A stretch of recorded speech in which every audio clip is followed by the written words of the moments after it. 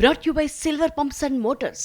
Top quality और consistent performance के लिए सिर्फ सिल्वर पंप्स नाम याद रखना. ఇండస్ట్రియల్ ప్రాజెక్టులు ఉద్యోగాల కల్పనపై ఏపీ ప్రభుత్వం స్పెషల్ ఫోకస్ పెట్టింది. దీనికి అనుగుణంగానే సీఎం చంద్రబాబు అధ్యక్షతన జరిగిన 9వ స్టేట్ ఇన్వెస్ట్మెంట్ ప్రమోషన్ బోర్డు సమావేశంలో కీలక నిర్ణయాలు తీసుకున్నారు. ఆ డీటెయిల్స్ చూద్దాం. ఏపీలో 20,000 కోట్ల పెట్టుబడులకు సంబంధించి 4 కంపెనీల ఏర్పాటుకి రాష్ట్ర పెట్టుబడుల ప్రోత్సాహక బోర్డు ఆమోదం తెలిపింది. ఈ కంపెనీల ద్వారా 50,000 మందికి పైగా ఉద్యోగ అవకాశాలు లభించబోతున్నాయి. సచివాలయంలో సీఎం చంద్రబాబు అధ్యక్షతన ఎస్ఐపిబి భేటీ జరిగింది. ఈ సందర్భంగా సీఎం మాట్లాడుతూ భవిష్యత్తు పెట్టుబడులు అవసరాలకు తగ్గట్లుగా విశాఖ మాస్టర్ ప్లాన్ ఉండాలని అధికారులకు దిశానిర్దేశం చేశారు. మౌలిక వసతులకు లోటు లేకుండా ప్రణాళికలు అమలు చేయాలని ఆదేశించారు.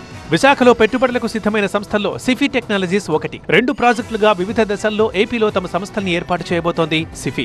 మొదటి దశలో 1466 కోట్ల పెట్టుబడులు పెడుతుండగా 200 మందికి ఉపాధి లభించబోతోంది. రెండో దశలో 15,000 కోట్ల పెట్టుబడులతో మరో 400 మందికి ఉద్యోగ అవకాశాలు వస్తాయి. అలాగే సత్వా డెవలపర్స్ ప్రైవేట్ లిమిటెడ్ సంస్థ కూడా విశాఖ కేంద్రంగా తమ కార్యకలాపాలు మొదలు పెట్టబోతోంది. ఈ సంస్థ మధురవాడలో 1,500 కోట్ల పెట్టుబడులు పెడుతుండగా 25,000 మందికి ఉద్యోగాలు లభించబోతున్నాయి.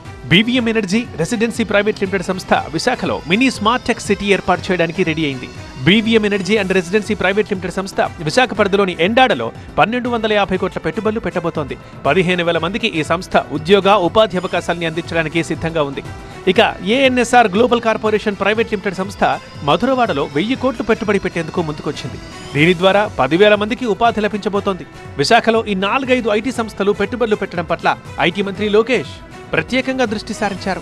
ఇప్పటికే ఈ ప్రాంతంలో వస్తున్న పరిశ్రమలు, మౌలిక సదుపాయాలపై కీలక సూచనలు చేశారు ఆయన.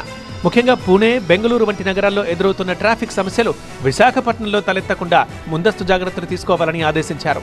భవిష్యత్తులో డెవలప్ అయ్యే కొద్దీ ట్రాఫిక్ సమస్యలు తీవ్రం కాకుండా ఇప్పటి నుంచే పటిష్టమైన ప్రణాళికలు అమలు చేయాలని సూచించారు.